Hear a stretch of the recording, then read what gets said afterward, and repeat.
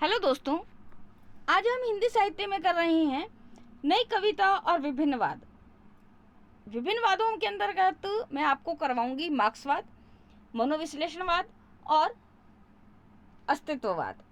इन तीनों वादों के बारे में आपको इनकी पूरी वैचारिक पृष्ठभूमि के बारे में, इनकी विशेषताओं के बारे में, इनका जितना भी है सबका अच्छी तरीके से समझाया जाएगा, सरल भाषा के अंदर समझाया जाएगा इस वीडियो में। लेकिन आज का वीडियो है हमारे पास में केवल एक मार्क्सवाद से संबंधित कि मार्क्सवाद क्या है वास्तव में। तो आज हम पढ़ेंगे केवल मार्क्सवाद कि मार्क्सवाद क्या है, मार्क्सवाद की वैचारिक पृष्ठभूमि, मार्क्सवाद के अंतर्गत जो आपके पास में आते हैं कार्ल मार्क्स ने कौन कौन से वादों को इस विचारधारा में कितने भागों में बांटा मार्क्सवाद की विचारधारा को, तो ये तीनों के तीनों भाग आपको बताए जाएंगे। तो आज का हमारा वीडियो जो आधारित है वो मार्क्सवाद के ऊपर है। अगर आपको वीडियो पसंद आए तो प्लीज़ लाइक, कमेंट और शेयर करना ना भूलें, चैनल को भी सब्सक्राइब करना ना भूलें। आज का हम प्रारंभ करते हैं हमारा वीडियो मार्क्सवाद के ऊपर नई कविता के अंतर्गत। देखिए, हिंदी की प्रगतिवादी कविता मार्क्सवाद से प्रभावित है। सच पूछा जाए तो मार्क्सवाद का ही साहित्यिक रूप प्रगतिवाद है, यानी कि मार्क्सवाद का ही साहित्यिक रूप प्रगतिवाद। साम्यवादी विचारधारा का पोषण करने वाली रचनाओं को प्रगतिवादी रचनाएं कहा गया। तो प्रगतिवादी विचारधारा ने कौन सी विचारधारा का, प्रगतिवादी रचनाओं ने कौन सी विचारधारा का पोषण किया? साम्यवादी विचारधारा का पोषण किया। प्रगतिवादी विचारधारा का मूल आधार मार्क्सवाद या साम्यवाद। अतः मार्क्सवाद की वैचारिक पृष्ठभूमि जाननी आवश्यक है। मार्क्सवाद के प्रवर्तक कौन थे? कार्ल मार्क्स थे। 1818 और 1883 ईस्वी के बीच में इनका जो काल माना जाता है। ये एक जर्मन अर्थशास्त्री थे। इनकी विचारधारा को तीन भागों में बांट सकते हैं। सबसे पहला आता है द्वंद्वात्मक भौतिकवाद, दूसरा आता है मूल्य वृद्धि का सिद्धांत, तीसरा आता है मानव सभ्यता के विकास की व्याख्या। तो इन्होंने इनकी विचारधारा को तीन भागों में बांटा: द्वंद्वात्मक भौतिक विकासवाद, मूल्य वृद्धि का सिद्धांत और मानव सभ्यता के विकास की व्याख्या। हम पढ़ रहे हैं इसके अंदर द्वंद्वात्मक भौतिक विकासवाद का थोड़ी व्याख्या, उसके बाद में मूल्य वृद्धि का सिद्धांत और उसके बाद में हम पढ़ेंगे मानव सभ्यता के विकास की अवधारणा। चलिए तो प्रारंभ करते हैं। मार्क्स के अनुसार भौतिक विकास को परिचालित करने वाली प्रवृत्ति का नाम क्या है? द्वंद्वात्मक भौतिक विकासवाद। तो भौतिक विकास को परिचालित करने वाली यानी कि भौतिक विकास को बताने वाली जो प्रवृत्ति का नाम है उसको कहते हैं द्वंद्वात्मक भौतिक विकासवाद। अब द्वंद्वात्मक विकास का तात्पर्य क्या है, यानी कि इसका अर्थ क्या है? विकास यानी कि द्वंद्व। द्वंद्व किसको कहते हैं? संघर्ष। द्वंद्व संघर्ष से होता है, विकास किससे होता है? द्वंद्व से होता है, यानी कि संघर्ष से होता है।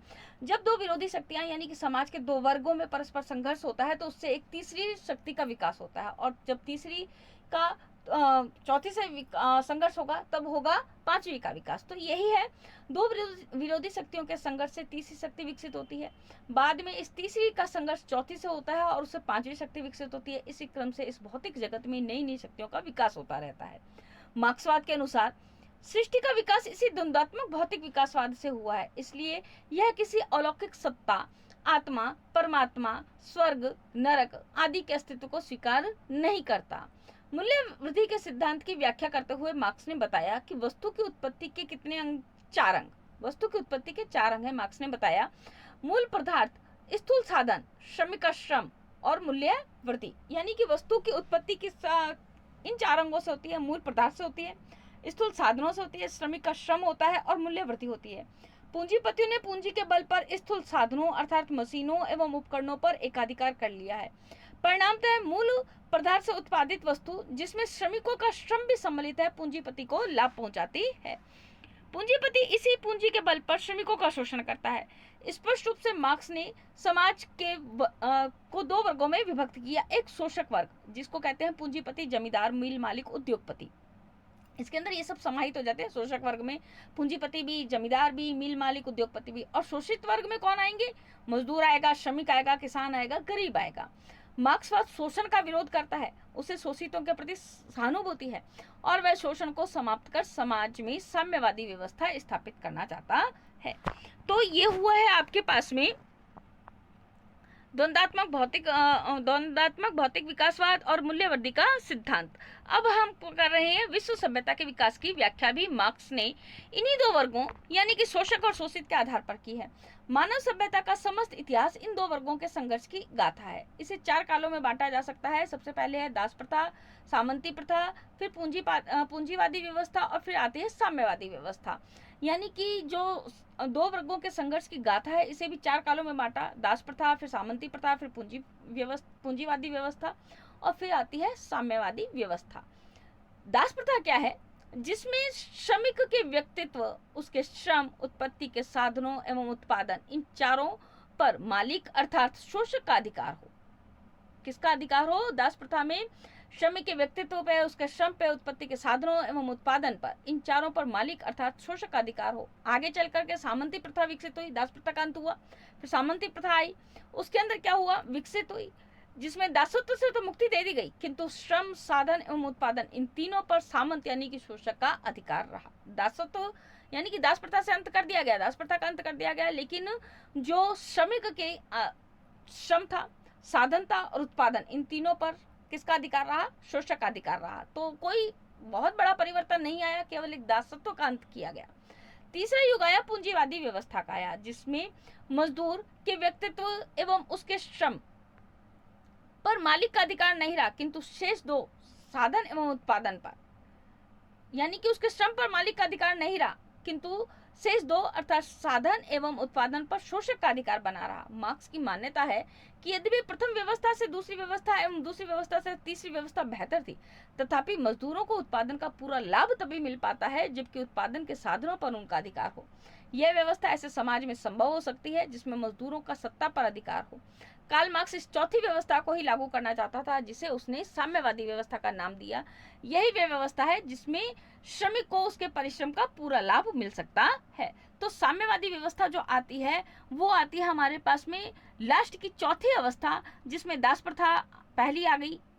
सामंती प्रथा में दासत्व से का अंत कर दिया गया, दासत्व से मुक्ति प्रदान कर दी गई। फिर आई पूंजीवादी व्यवस्था जो दोनों प्रथाओं से हितकर थी, लेकिन कार्ल मार्क्स जो चाहते थे वो चौथी व्यवस्था चाहते थे, सामंती व्यवस्था चाहते थे, साम्यवादी व्यवस्था चाहते थे। और यही वह व्यवस्था है जिसमें श्रमिक को उसके परिश्रम का पूरा लाभ मिल सकता है। तो ये अभी हमने पढ़ा है, इसमें द्वंद्वात्मक भौतिक विकासवाद, मूल्यवर्धी का सिद्धांत, मानव सभ्यता के विकास की व्याख्या। हम मार्क्सवाद की वैचारिक पृष्ठभूमि पढ़ रहे हैं। इसके अंदर हमने ये तीनों के तीनों सिद्धांतों के बारे में, तीनों की तीनों विचारधारा के, इस विचारधारा के तीनों भागों के बारे में हमने पढ़ा है।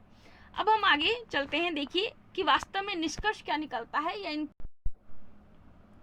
अब देखिए निष्कर्ष यह है कि साम्यवाद का लक्ष्य समाज में साम्यवादी व्यवस्था स्थापित करना है। इस लक्ष्य की पूर्ति के लिए वह विद्रोह, हिंसा एवं क्रांति का समर्थन करता है।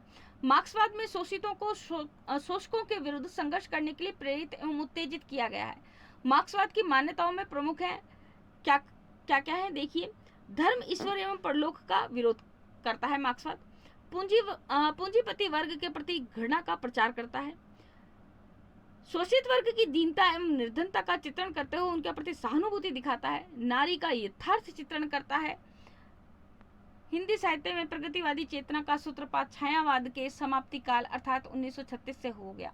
प्रगतिवादी चेतना का सूत्रपात छायावाद के समाप्ति काल से, यानी कि छायावाद जब समाप्त हुआ, यानी कि 1936 में जब समाप्त हुआ, तब प्रगतिवादी अपने अस्तित्व में आ गया, प्रगतिवाद अपने अस्तित्व में आया। रूस में प्रतिष्ठित साम्यवाद और पश्चिम के देशों में फैलता उसका प्रभाव भारतीय बुद्धिजीवियों के लिए प्रेरणा केंद्र बन रहा था। गांधी जी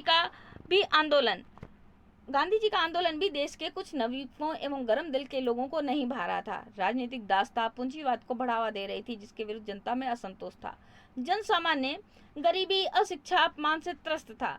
कम्युनिज्म के सिद्धांतों से भारतीय बुद्धिजीवी प्रभावित हो रहे थे। सन 1935 के आसपास भारत में साम्यवादी आंदोलन प्रारंभ हो गया था।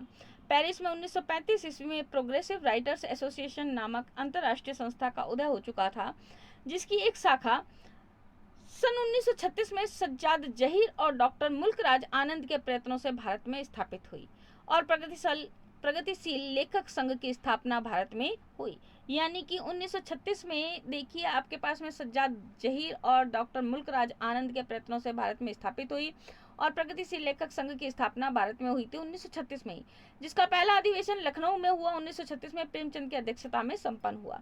प्रगतिवादी साहित्य ने शोषण का विरोध किया और किसानों मजदूरों के संघर्ष को बल प्रदान किया। शोषक, स्वार्थी, स्वकेंद्रित, जर्जर व्यवस्था की विसंगतियों पर प्रगतिवाद ने कसकर प्रहार भी किए हैं। तो ये हमने देखा है मार्क्सवाद की वैचारिक पृष्ठभूमि को।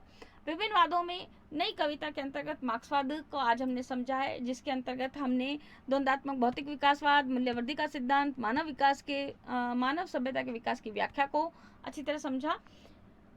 आज का वीडियो कैसा लगा आपको? हिंदी साहित्य के अंतर्गत मार्क्सवाद को किस तरीके से समझा गया आपने इस वीडियो में, कमेंट करके ज़रूर बताइएगा। वीडियो कैसा लगा इसके बारे में भी, और चैनल को भी सब्सक्राइब कीजिएगा, ज़्यादा से ज़्यादा शेयर कीजिएगा। धन्यवाद, नमस्कार।